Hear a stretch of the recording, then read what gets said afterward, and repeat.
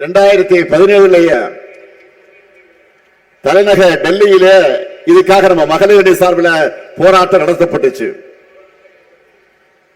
நாடாளுமன்றத்தில் தங்க கனிமொழி இதுக்காக அழுத்தமாக குரல் கொடுத்தார். தமிழ்நாட்டுடைய குரலாக மட்டுமல்ல, ஒட்டுமொத்த இந்திய பெண்களின் குரலா நாடாளுமன்றத்தில் கனிமொழி பேசினாங்க.